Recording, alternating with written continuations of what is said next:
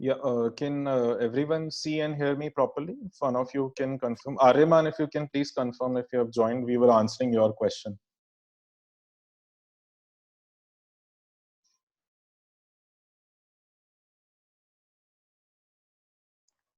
So the question was about LLM, that whether a LLM is beneficial or not, or does it in any way helps us in increasing our job prospects. I think it doesn't. It gives you a leverage to begin with, or okay, we can wait for 2 more minutes for other students to join. All right.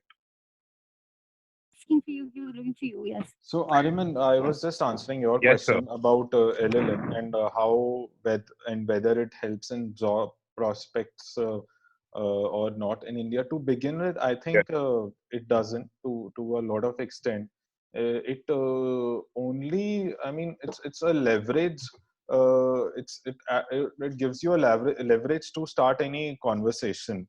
But at the end of the day, even with a graduate degree itself, someone will not hire you or choose to hire you because you have gone to NYU or Queen Mary or any other such college. So do a LLM to pursue your interest in a particular law subject is what is my personal opinion. And at the same time, make use of that LLM degree and that qualification to eventually end up giving the bar exam of that particular country or of that particular state to get a dual qualification. I think this is how you make the best use of a LLM. But having a LLM from a foreign university does not impact your CV that much to increase your job prospects. It's a very personal choice. So I mean, that's if that answers your question. Please tell me if there's anything else, any of you, either on chat or through audio. Yeah. So, this is one off-topic question. May I know your name, please? As Saloni. Yeah, please go ahead, Saloni. Yeah. So, as because of this quarantine, Supreme Court is initiating online hearings for the cases. Yeah. Will this affect in future? I mean, will Supreme Court continue taking video conferencing for cases? See, I don't know, will this affect us in the future or not, or in what way? But if it does, then I think it will only be for good. I am a very big supporter of public viewing of online proceedings of court cases, as in it should be online, as well as it should be viewable publicly, just like we have Rajya Sabha and Lok Sabha sessions. That is one. And I think if not now, then there is it is the biggest and the most opportune moment for all of us in the legal fraternity to have this infrastructure in place whereby we can conduct cases and court proceedings through an online mechanism. If not now, then I don't think ever again in our history for the next 100 years we are going to do that. So it's the biggest opportunity and the most important time to shift from the regular system and start getting I'll give you a very small example. So imagine of a poor litigant who lives in Chennai and has a matter in the Supreme Court, and every time, I mean, once in 2 months or thrice in a month, he has to travel all the way from Chennai to Delhi. So the kind of obstructions and the kind of logistical support which people don't have, and the kind of problems which they are facing. So it's we really need to get going the online court proceeding system, that whereby just like we are conducting this session today, for all of you. Someday we'll do a matter in the Supreme Court or the High Court sitting in this office. So that's my personal view on this, if that answers your question. So do you think this will help fastening the solution of cases?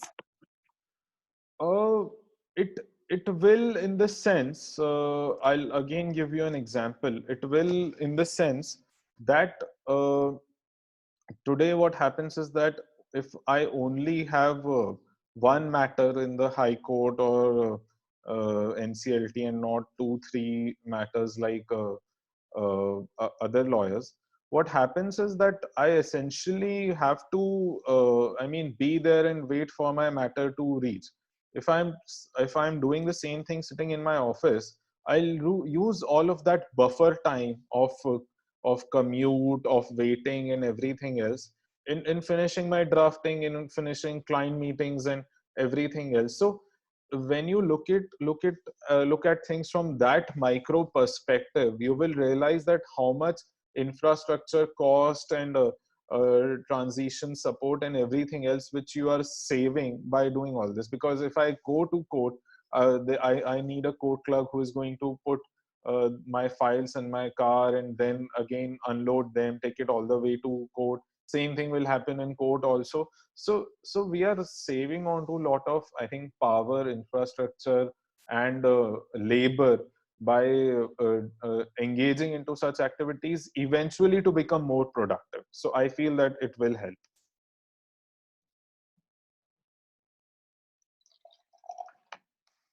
Should we move on to the next question? The next question is again from Ariman. As we know that the economy is and has been since a long time now, because of COVID-19, it will get even worse. Is it a good idea to join the corporate sector? I think you really need not think that far. It is a brilliant time to join the corporate sector right now. Nothing is going to happen. Nothing is going to fall.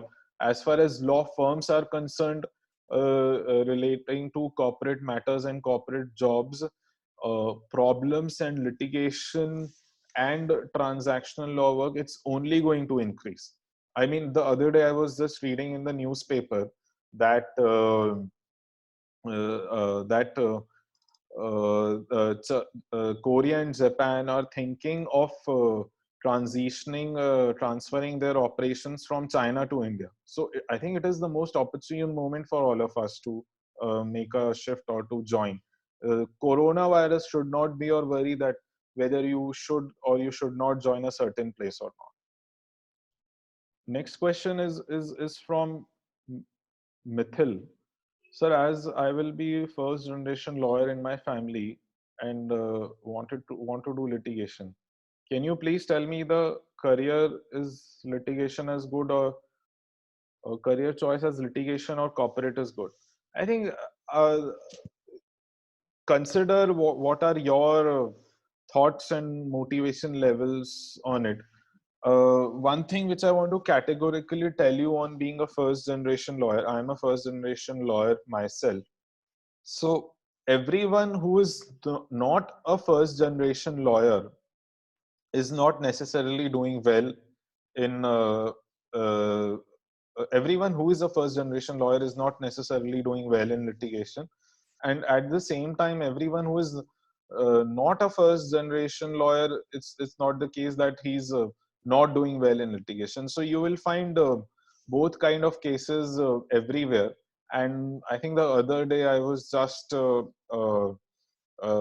seeing someone else's interview who was not a first generation lawyer. So not being a first generation lawyer is like being like Abhishek Bachchan, that whatever you achieve wherever you go will purely be people will consider is that you have achieved or you have got it by virtue of your father of or your relative, so on and so forth, even if it's of your own, and they will always compare you with your father or with your relative or with your mother, whosoever has been a lawyer in the previous generation. So I think there is a flip side to this situation, and whatever you want to do, wherever you want to go, you can just go after it. If that answers your question, Mithil.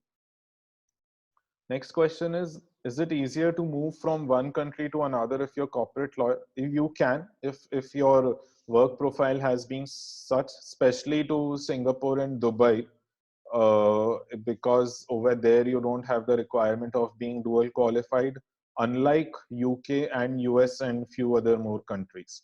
So it purely depends upon your work profile and the kind of profile which the prospective recruiter is looking at. But again, no sure short answers. It depends on what work have you done, how have you done it, where have you done it.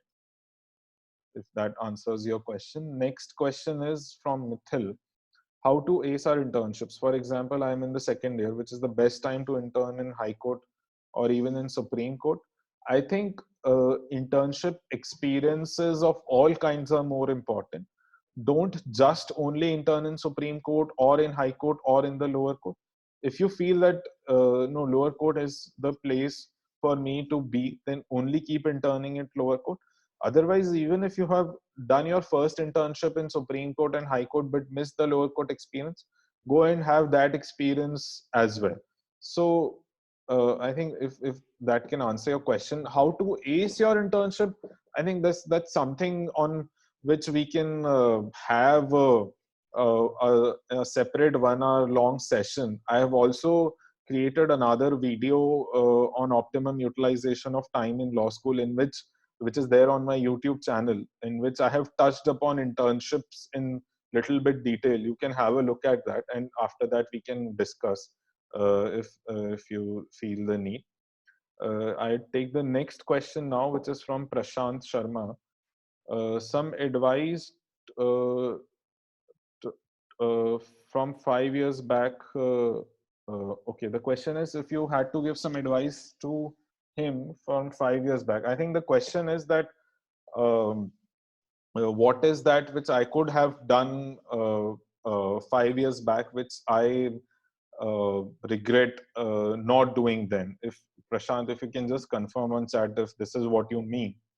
So I think any advice from 5 years back or from my law school days, what I want to tell you is whatever opportunity you're getting, whatever is coming in your way, I think make the most of that opportunity.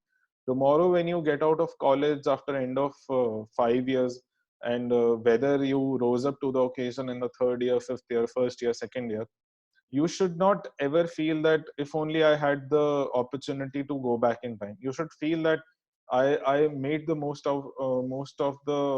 I made most of the opportunity I got in my law school time, and I am happy and satisfied with it. And I really only need to look forward as to, you should have that excitement and curiosity as to what lies next. So make every minute count. I mean, it sounds very philosophical, and it's easier said than done.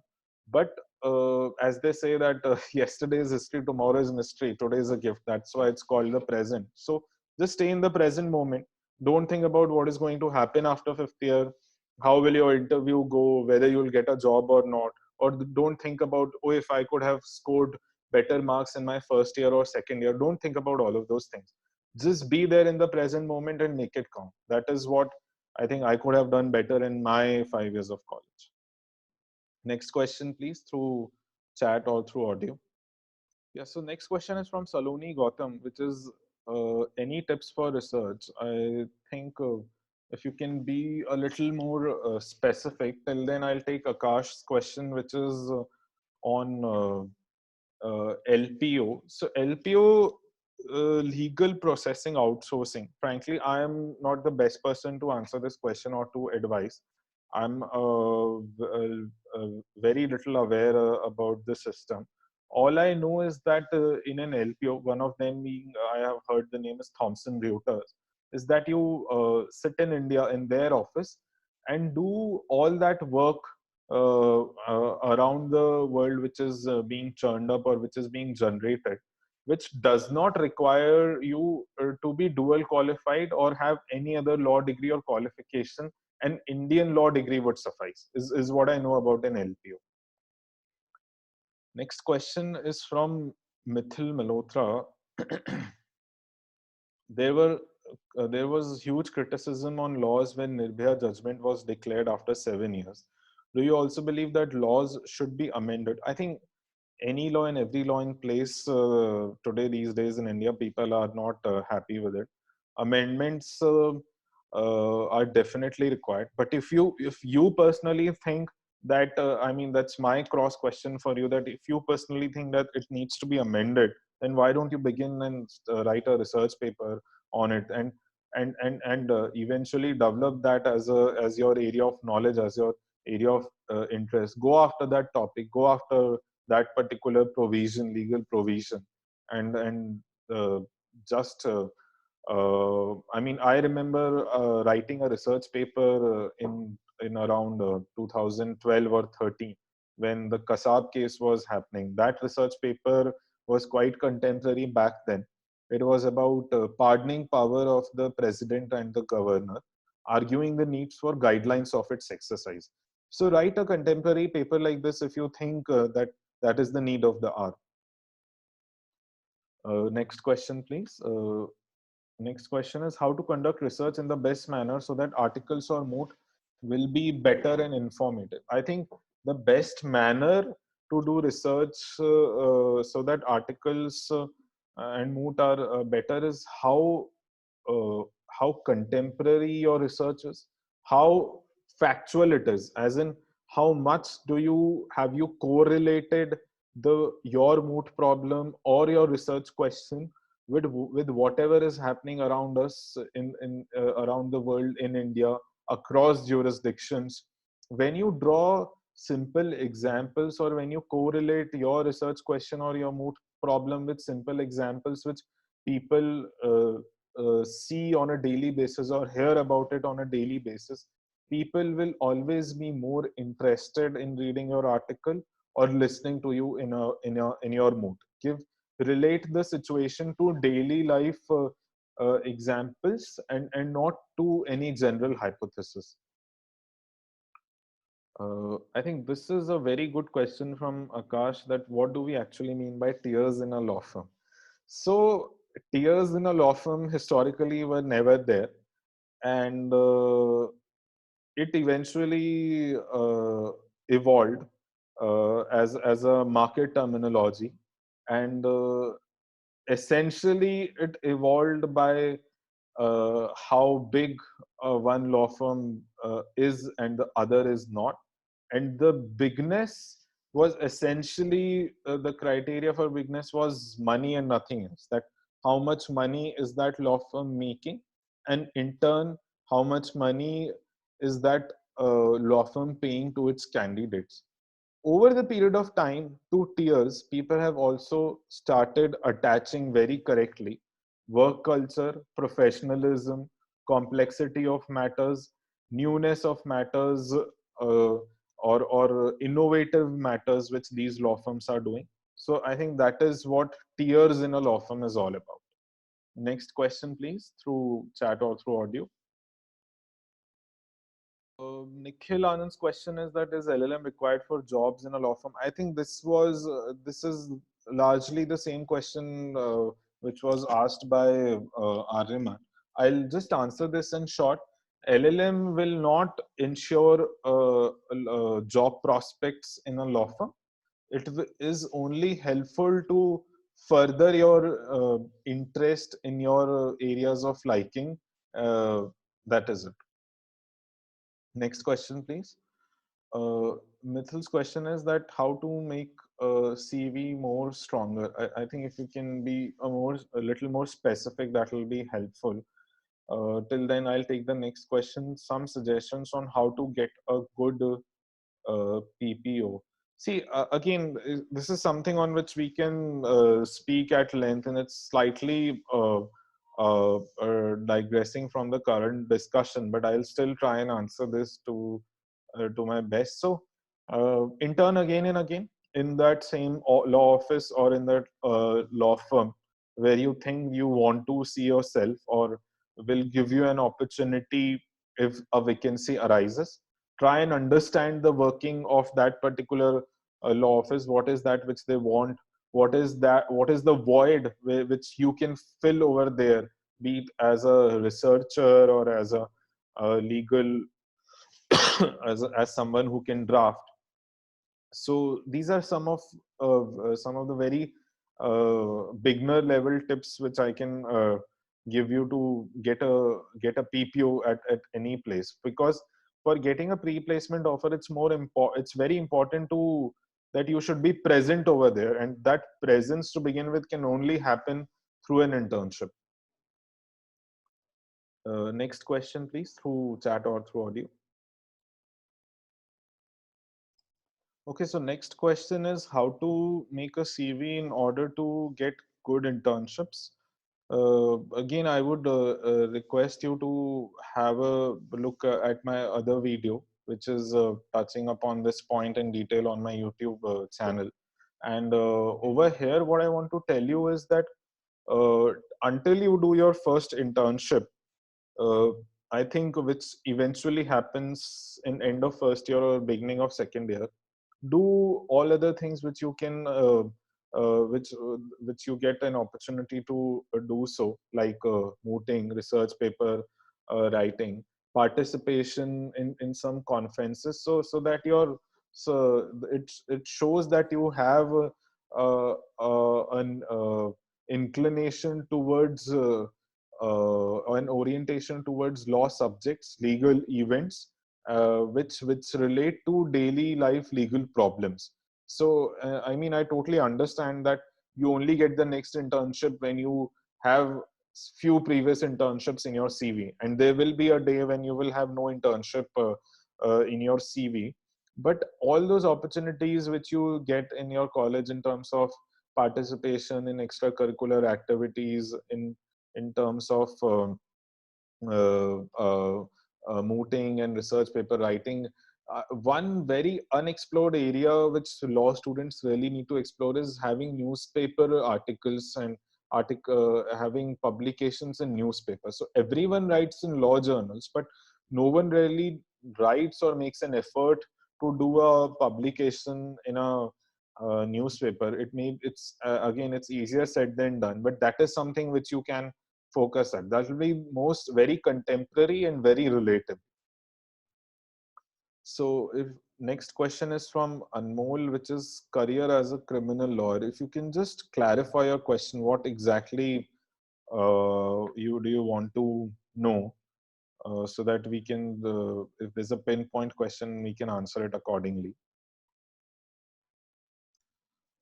I mean, I'll take it in briefly that you need to have clarity on the concepts of evidence, CRPC, and IPC to begin with.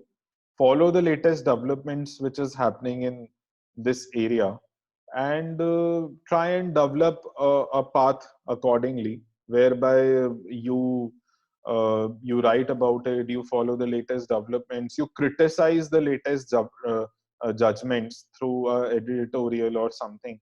And I must tell you that if no one is publishing whatever you're writing, no, just start writing a blog, because no one can really stop you from writing a blog. And very famous and very big legal writers and publishers, I mean, I must mention over here that Spicy IP, India Corp Law, and many others to begin with were only blogs.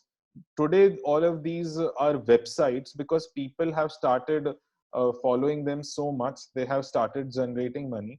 So because one person just wanted to write and express his thoughts about a particular law subjects, be it IP or be it corporate law, and you just open a blog which is free of cost and start writing about it, people will eventually read. If you're making sense, people will eventually come to you with comments or criticism or feedback. Start writing a blog if that helps you in any way.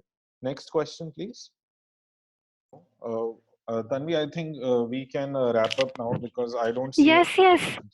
Okay, can I you am just also. I was just having a look at the chat. There are no further questions. Uh, I hope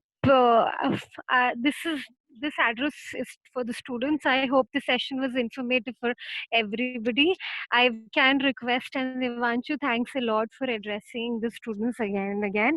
And the session, the students have come out with lovely reviews in the previous session, also along with other sessions which have been happening all this while throughout the week. Thank you so much. No problem. And My pleasure. it Thanks to is a all of you, pleasure having especially you the here. students, for listening to me on a Sunday evening and delaying and deferring all of their Now plans. every day is a Sunday. It doesn't even matter. And Now, I was initially planning to have this as a short, but it and eventually have run in this session in 3 sessions. So thank you so much once again for your time, and I would look forward to your feedback and have a session again. Thanks to all of you. perfect. Thank you, Devansh.